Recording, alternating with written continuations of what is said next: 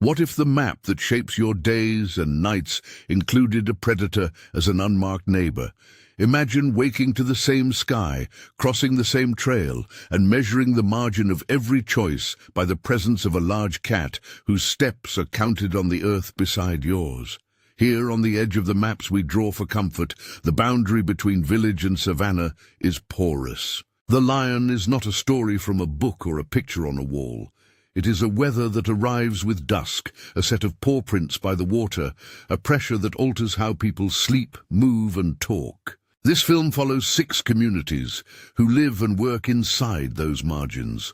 Across open plains, semi-arid scrub, shifting grazing corridors and scarce water points, people have developed ways of holding life together under a constant, watchful force. Thriving in this sense does not mean plenty without cost. It means continuity, households that still rise the morning after loss, social practices that persist because elders taught them to their children, economies that adapt in small, stubborn increments. We trace those practices: thorn barriers and corrals, human watches by firelight, decisions to sell or expose parts of a herd, the choice to move rather than dig in. Each strategy answers the same question: how to keep animals, families, and obligations intact when a lion may step into camp before dawn. Our journey opens on the plains of the Maasai, where the horizon is a long, empty breath, and cattle are the axis of social life. A boma, a thorn barricade enclosure, is the first defense. Built from dense branches and thorny acacia cuttings, these enclosures serve to hold herds at night and keep predators out. They are labor and law. Community members, sometimes whole families, gather to reinforce each wall, to add a new layer where lions have tested the perimeter. The boma is both practical architecture and a sign that a household matters, that its cattle still stand inside measured arms of wood and thorn. Even before the sun goes down, decisions are being made. Which animals are brought in? Which are left to graze at the far edge, tethered in the open? Who will remain awake when the wind shifts and bones creak in the night? In Maasai territory, the rhythm revolves around corralling. Day grazes, dusk returns, night enclosed. This work reduces attacks, community members explain in observation after observation. But reduction is not elimination. Attacks still come, sporadic, devastating, and when they do, the cost is not merely economic. A cow is wealth, a live ledger of reputation, marriage arrangements, and future trades. Losing one reshapes who can call favors, who can host ceremonies, who can stand as guarantor in exchanges that bind kin networks together. The tangible care of a boma, hands threading thorny branches, the rasp of rope, the smell of sap and smoke as branches are cured, also bears a psychological weight. The presence of a strong boma fosters a sense of guarded rest. The absence of it is a nightly vigilance that gnaws at sleep. Elders say that a repaired gate is both a comfort and a reminder. You can sleep because you've built. You will sleep lightly because you have to. The fence is an instrument of domestic order that imposes its own routine. Nighttime labor shifts household patterns, children go to bed earlier, chores are rearranged, and a kind of communal choreography unfolds each evening as corralling becomes the household's closing ritual. But walls demand materials and labor. They make certain forms of life possible: sedentary herding, the accumulation of larger herds, and they make other adaptations costly or impossible. Where thorns can be gathered and hands are available to weave, bomas are a preferred solution. Where those resources or labor are scarce, other strategies take hold. Between one community's hedge and another's watchfire lies a matrix of trade-offs: permanence versus mobility, immediate safety versus long-term flexibility. When fences are not a practical choice, the guard must be human. In Samburu country, the landscape is open in a way that makes continuous, dense barriers impractical. The ground is too broad, the grazing too scattered. A thorn fence would be a line across an almost infinite plain. Here the answer has been social. organized night watches that rotate among households, fires kept lively at key points, and a culture of shared vigilance where groups take turns standing between sleeping herds in the dark. Night watch is not a single person's job. It is structured labor, often shared across extended families and neighbors. Men and women both can take shifts. Sometimes boys are initiated into the responsibility early. A watch begins hours before the moon sets, gathering dry wood, keeping embers alive, listening for distant movement. In the small circles of firelight, eyes scan the long shadows for the glint of a tail, the suggestion of heavy breathing. Sounds take on new meanings. The rattle of small hooves, the soft drop of branches, the different cadence of a hyena's call. Over years, these patterns become part of a community's sensory library. What indicates a lion? What indicates a harmless animal? What is simply the wind? The human cost of sustained vigilance is not abstract. Sleep deprivation accumulates. Parents who take repeated watches can fall behind in other forms of labor.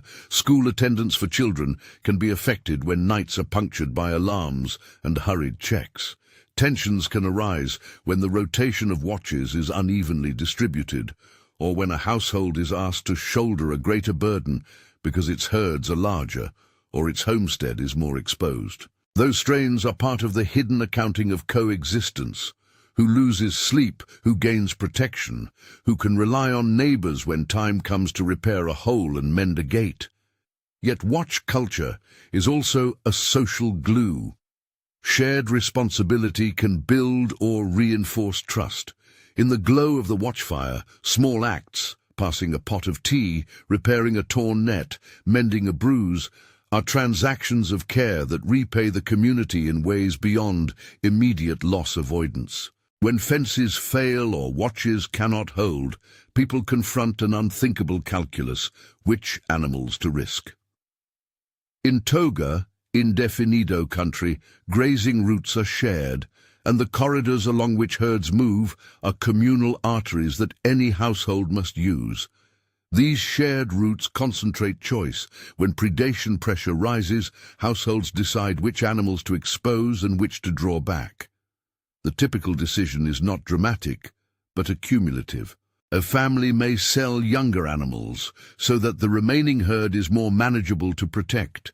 They may accept smaller, frequent losses rather than a single catastrophic strike that could collapse livelihoods.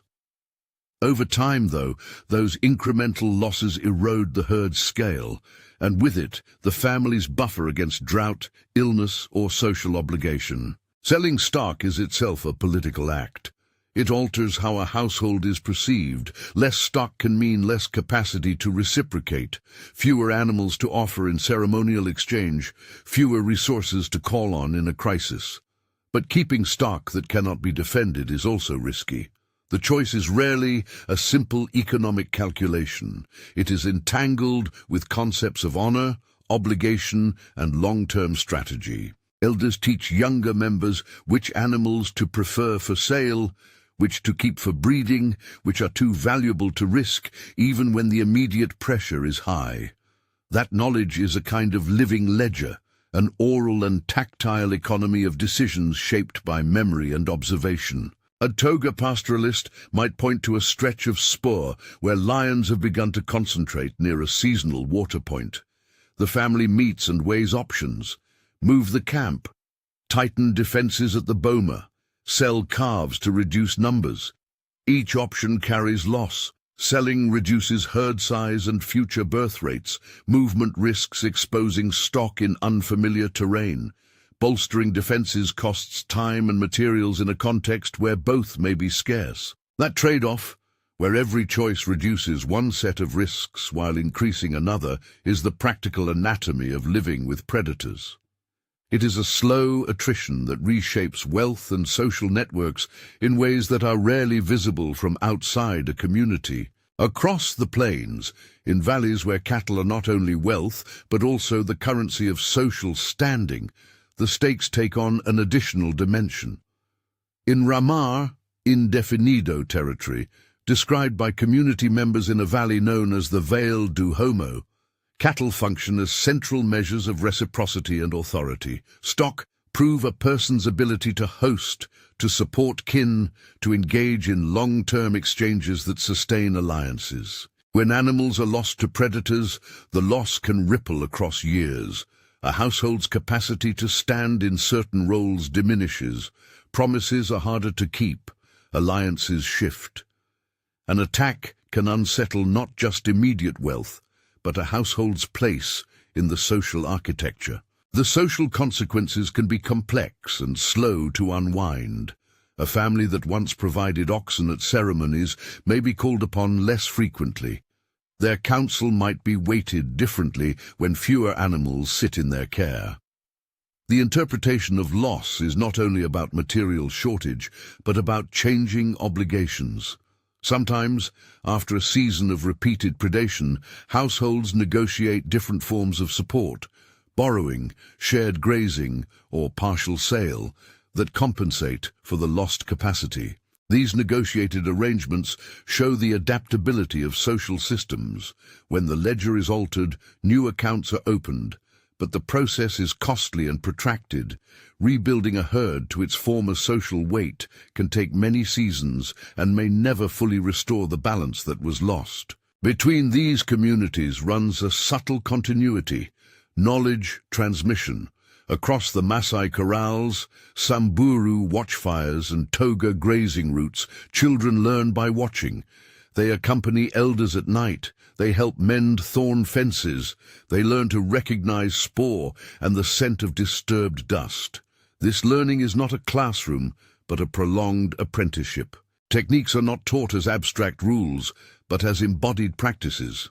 How to tighten a thorn, where to plant a watchfire so that smoke disperses without revealing the watcher, how to coax a nervous calf into the boma at sundown. This body of knowledge is a kind of cultural memory, the way memory keeps a community's past alive in gestures and habits. Yet the pace of change presses on this transmission. Changes in land use, pressures from outside markets, and shifts in mobility patterns can interrupt the cycles by which children gain expertise. When households sell animals to markets they otherwise would keep, or when a community is forced to alter its route because of new fencing or land claims, knowledge that was once passed along the same paths begins to fray. The loss of skill can be subtle. Fewer people comfortable with making dense thorn walls, fewer capable of reading spoor, fewer who have the patience for long watches under wide skies. The consequences ripple into resilience.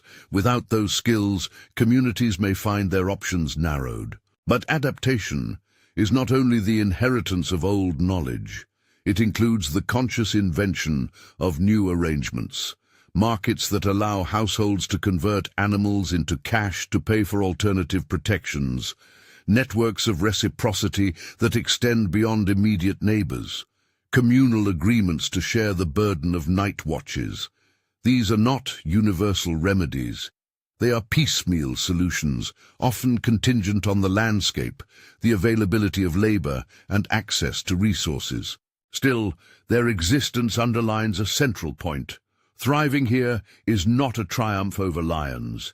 It is a set of practices, social investments and compromises that allow communities to remain who they are despite daily risk. Between the Maasai hedges and the watchfires of Samburu lies a continuous negotiation between permanence and mobility. Fences offer a fixed defense, but they require wood, labor, and a settled presence. Watches are flexible and social, but they demand human time and disrupt sleep. Selling stock can preserve a family from catastrophic loss, but narrows long-term options.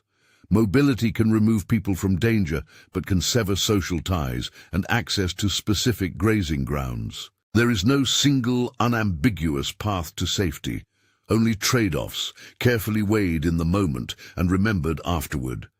We move now deeper into one valley where these tensions are visible in the ways people measure obligation, loss, and recovery. In Rama Indefinido, the day begins with the household accounting for the night it just survived. Conversations are practical. Who helped with the herd? Which fence is held? What is the smell of the tracks leading east? Lion or something else? The valley's topography channels animals and people together. Cattle grazing in low sheltered depressions are easy prey if lions learn the pattern. That knowledge is twofold: the physical layout of the valley and the social maps that decide how labor and protection are deployed across it. An elder in the valley speaks not of heroism, but of routine, a pattern of rebuilding, a constant reweaving of the household's net of protections. After an attack, there is mourning, surely, but there is also immediate logistics, replacing a gate bar, reallocating a watch rotation, deciding whether to sell an animal to pay a debt incurred while seeking repair materials. These small, ordered acts are how households restore a baseline of safety. They are hardly glamorous. They are, however, cumulative in their effect. Outside the valley, in different ecologies, mobility becomes the primary defense. In the region inhabited by Radza indefinido, a people whose practices recall those of mobile hunter-gatherers, the strategy favors movement over fortification. Permanent defenses are rare. Instead, vigilance is exercised by reading signs, fresh spoor, scat, the behavior of certain birds, and by shifting camp when risk becomes concentrated. There is an acceptance of vulnerability here that is part of a broader adaptation. Mobility itself disperses risk. By moving, Radza households avoid creating static attractors that concentrate predators near people and stock. Movement complicates a lion's ability to develop predictable hunting patterns near a homestead. Mobility is not costless. Moving a household means abandoning structures, altering access to schooling or markets, and reconfiguring social networks. It requires knowledge of a wider landscape and the ability to read ecological cues. Those who retain mobility as a strategy often possess rich environmental knowledge: where to find water during a dry season, which corridors remain passable after rain, which patches of grass regenerate fastest after grazing. Mobility privileges flexibility. It demands a social organization that can endure change. When mobility is feasible, it avoids the accumulation of many small losses that, over time, erode a herd's value. But as land becomes more fragmented and as permanent infrastructure spreads, mobility is increasingly constrained. The most extreme case is found where aridity concentrates both people and lions around rare water points. In Rimba, indefinido country, water defines the landscape. Pools that linger after the rain season become meeting places for cattle, people, and predators. There is no margin for choice here. Proximity is forced by necessity. Without alternative water sources or grazing grounds, households must negotiate with risk at the point itself. Guards are posted. Cattle are herded in tight circles around the water. Watches are kept into the pale hours of the night. Encounters are frequent and immediate. The presence of lions is not an occasional danger, but an everyday condition that shapes where people draw a line in the sand of survival. Across all these environments, a common set of trade-offs emerges. Fixed defenses provide a measure of containment, but can fossilize a way of life in a place where resources shift. Mobility retains options, but requires networks and knowledge that may be under threat as landscapes and economies change. Social strategies depend on reciprocity, the willingness of neighbors to share guard duties, and long-standing trust. Economic strategies, selling, diversifying livelihoods, offer a buffer, but can hollow out the cultural forms that made households resilient across generations. These are not merely technical choices, they are moral economies. Decisions about which animals to risk, who will stand watch, whether to sell a calf, all carry implications for reputation, solidarity, and future security. A household's choice speaks to its priorities and its relation to the community around it. To understand how people thrive in these territories, then, is to see resilience as socially produced, created through a weave of labor, memory, and negotiated sacrifice. After weeks of observation across the first landscapes, certain patterns become clear. The material structure of defense, thorn walls, corrals, fences, speaks to an investment in place.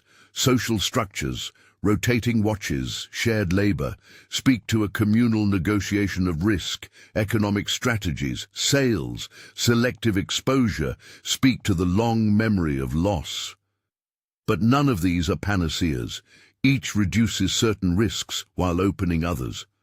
The lion, for all its power, is only one variable in a larger system of scarcity, labor, and social obligation. As dusk falls and camps are readied for another night, tension accumulates at the edges of each story. In Ramah, indefinido, a household debates whether to move a calf closer to the boma or to leave it grazing near a patch of promising grass. In Radza, indefinido, itinerant camps, scouts return with new spoor to interpret. In the plains, where Maasai families are repairing bomas, a gap in the thorn wall has been noticed and flagged for immediate reinforcement. These are ordinary decisions, small, urgent, and consequential. We will continue deeper into these individual choices, lingering at the point where night makes its claim, following the quiet rituals that prepare people for the indefinite possibility of loss.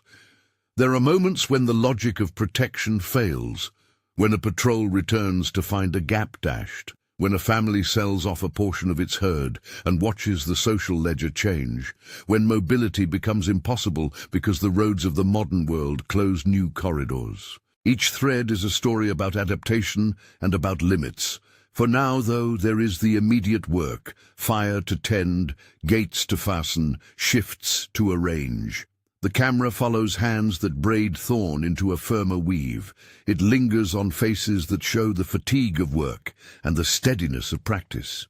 It listens to the low murmur of planners, neighbors trading tips about spoor, children learning to recognize the paw prints they will read for life. These scenes are not dramatic in the way of spectacle. Their drama is the steady insistence of human life reasserting itself each evening against the dark. If this exploration of life at the predator's edge is speaking to you, consider subscribing to follow the full series and to see how these strategies play out in each community's longer arc. Night presses in. In one Ramah, indefinido dwelling, elders confer by lamplight about the cost of a recent loss and the options to regain footing. In a nearby settlement, the Maasai night watch gathers to compare notes about the paw prints found near a water ditch. A Samburu family divides watches with a new rotation after a young member suffered repeated sleepless nights. In Toga, indefinido, the choice to sell a small portion of the herd has been made. The next morning will be the first step in an unfamiliar accounting. Across valleys and plains, the landscape holds its breath. The lion moves through the same geography as people, but it does so according to a different logic. Territory, prey, opportunity, the economy of silence. People move, watch, fence, sell, and sometimes leave. Each decision is a small act of stewardship over a way of life. Each action is an argument for continuity. As the film follows these first choices and repairs, it will also begin to trace the longer social consequences, how authority is reshaped by loss, how reciprocity is rebalanced, how knowledge is kept alive or eroded.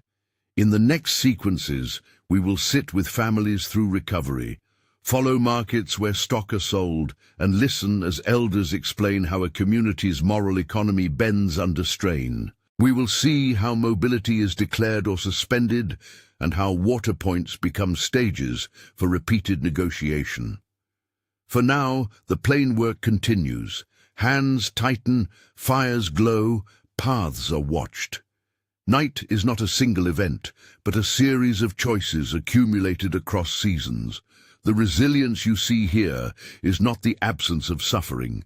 It is the deliberate, often painful maintenance of a social system that allows people to rise again in the morning and to plan for another night. The resilience you see here is stitched from small, ordinary acts, A gate bar slid into place, a pot of stew shared among watchers, an informal loan negotiated beneath a corrugated roof. In Ramah, indefinido, the aftermath of a recent loss unfolds in a rhythm that is at once intimate and procedural. The household that lost a cow gathers near the hearth to inventory what remains. Names of animals are spoken like entries in a ledger. The calf at the back of the herd is counted twice. Plans are made aloud. Who will mend the fence? Who will borrow a wagon? Who will fetch poles from the next ridge? These are not abstract choices. They are a calendar of work, a list of tasks that must be executed before the next dusk closes in. Repairing the boma is social labor. Neighbors arrive with axes and hands, calloused from similar tasks. Children run between legs, bringing bundles of thorn brush. Elders stand and direct where a new brace should tighten an old seam. The work itself is a place where grief and practicality meet. There are quiet conversations about the animal that was taken, its age, its calves, and talk about next moves, perhaps a small sale to buy a replacement gate, perhaps an appeal to a cousin in a neighboring valley for temporary pasture. The immediacy of loss forces households into negotiation not only with the natural world, but with the social networks that sustain them.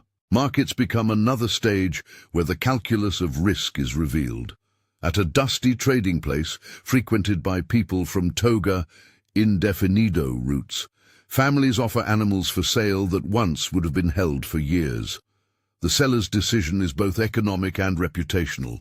A calf moved from field to market alters the seller's portfolio and, subtly, their standing. Buyers inspect animals with a practiced eye. The set of the knee, the shine of the coat, the steadiness at the rope. Conversations about price are underscored by older histories. Who owes whom? Who paid for a funeral last season? Who is expected to return a favor? Selling stock to reduce a herd size is often framed as prudent, yet it is also described by community members as an act that narrows future choices. A smaller herd means fewer dowries to offer, fewer gifts in times of alliance, fewer animals to trade for grain when drought comes. In one market vignette, a toga indefinido woman watches the rope in her hands as if weighing more than the animal it contains.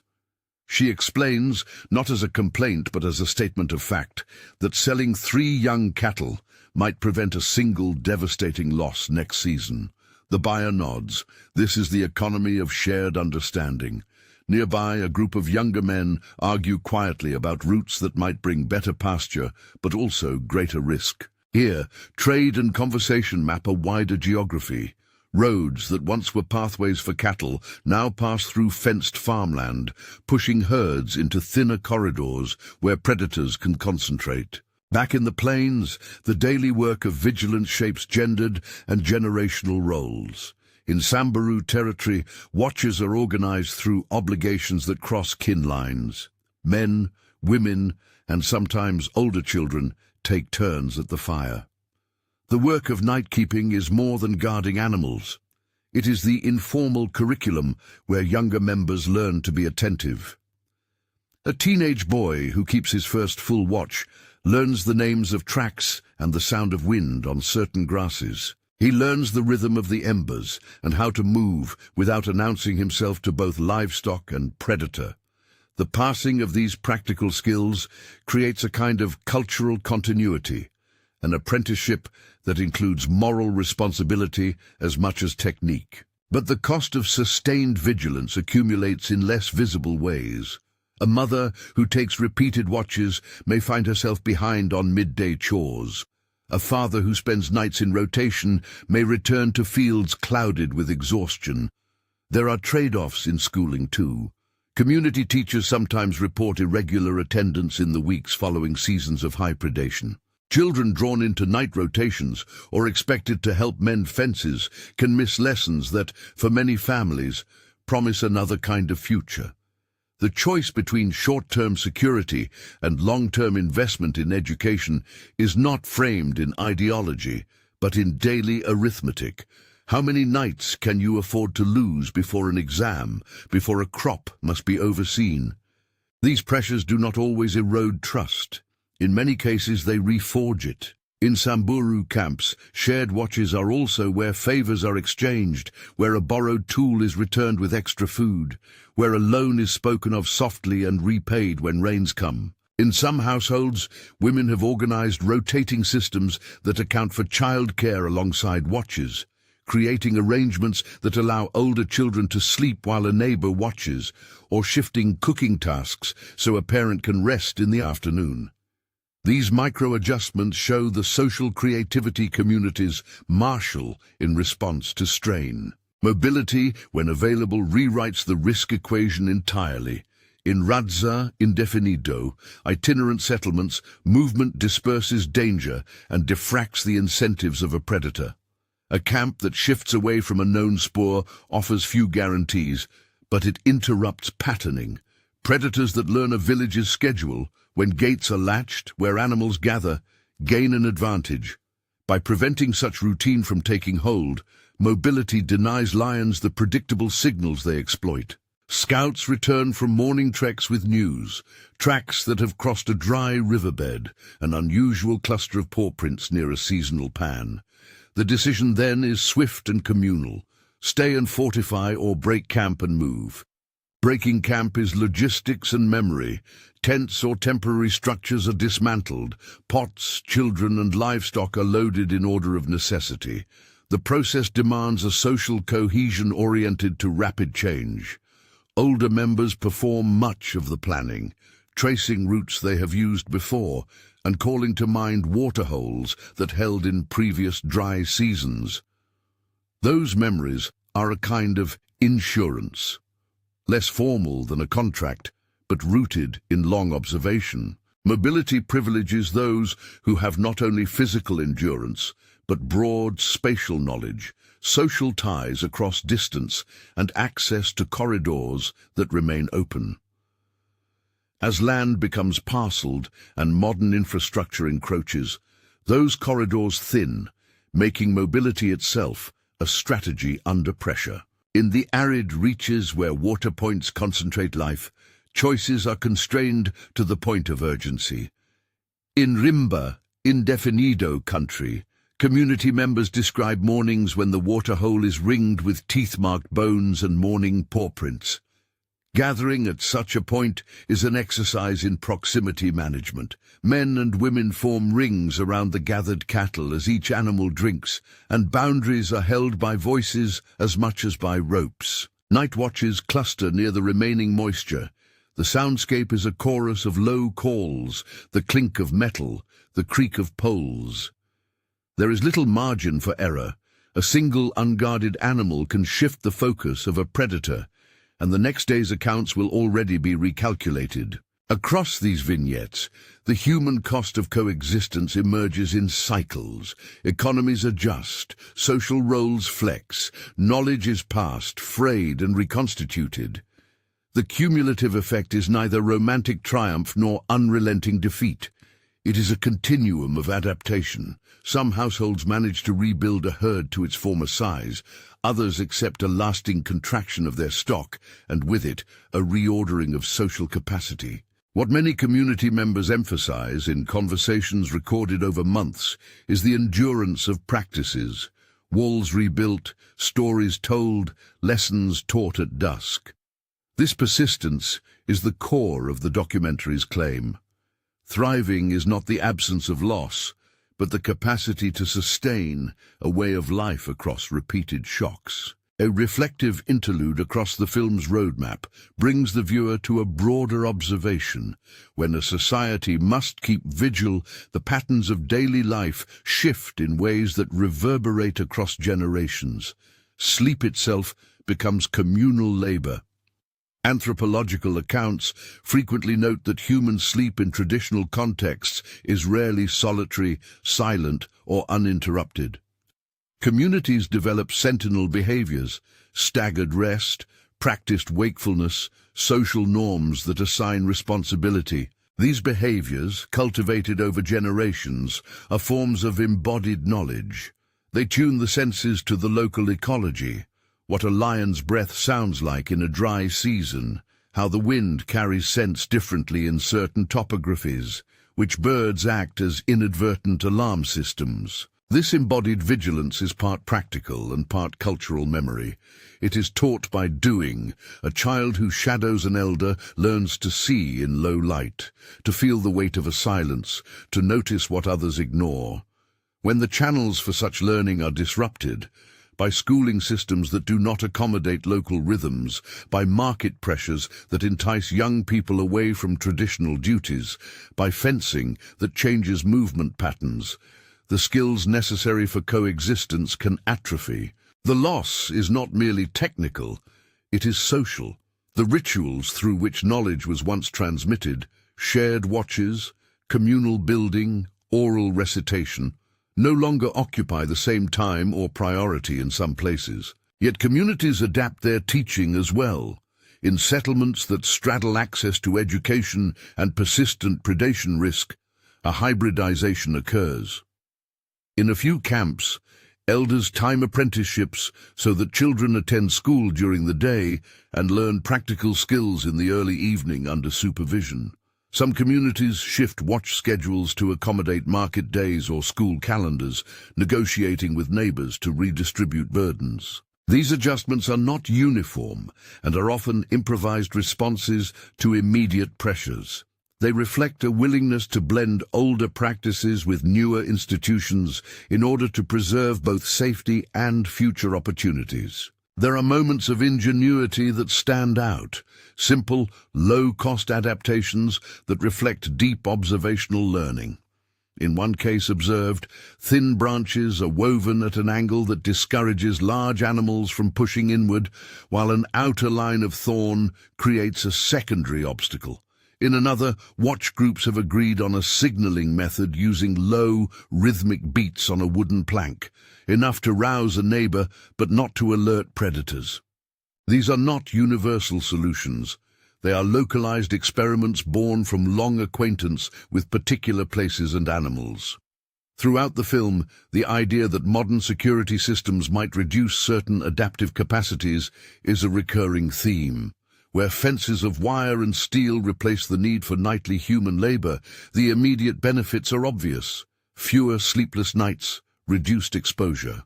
But where such infrastructure is uneven, it can produce new vulnerabilities.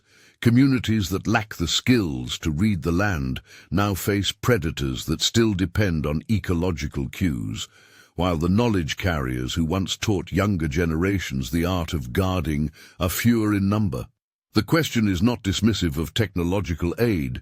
It is a challenge to recognize that interventions change social practice. When an external security regime provides protection, it may also shift who is responsible, which rituals are maintained, and which forms of memory are deemed necessary. Policy and external aid are not the central subjects of this film. Our material is grounded in what people do for themselves. But where outside interventions appear in the narratives, they are described cautiously and with attribution. Some communities have negotiated fences with outside groups. Others report receiving veterinary services that help rebuild herds after disease. These instances are specific and contingent. They change the options available, but they do not erase the ethical calculations people make each night in choosing which animal to leave tethered, which path to take at dusk, or whether to move a camp altogether. As twilight gives way to another night across the territories we have visited, the film returns to the domestic scenes that earth the larger lessons. In a Maasai compound, children learn to thread thorn, while an elder describes, in a voice both practical and weary, how the family once lost a bull and how they paid back debts over years with small gifts of grain and labor. In a Samburu watch circle, laughter and fatigue mix as neighbors swap stories and share tea, each small kindness cementing the possibility that help will be there when a fence needs mending. In a Radza camp, the rustle of tents being repacked is accompanied by soft instruction about which tracks to follow and which to avoid. In Rimba, a watch rotation saves an animal that grazes too close to a pool at the edge of night. We close by reconsidering what it means to thrive. To thrive here is not to promise security without cost. It is not to imply that every household meets its needs with ease.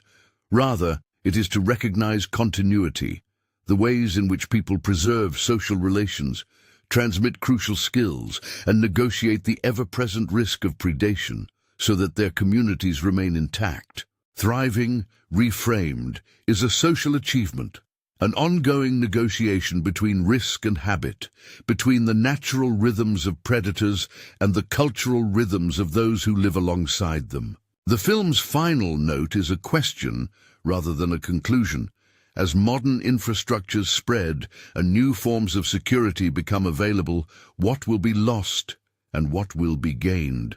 Will the skills of guarded rest, the artisanal knowledge of thorn walls, the subtle art of night-keeping, the spatial memory of moving camps, be preserved alongside new technologies, or will they fade as unnecessary labor?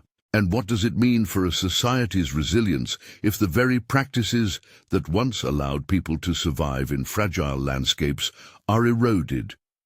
If this exploration of adaptation and continuity moved you, share your thoughts with the keyword adaptation in the comments.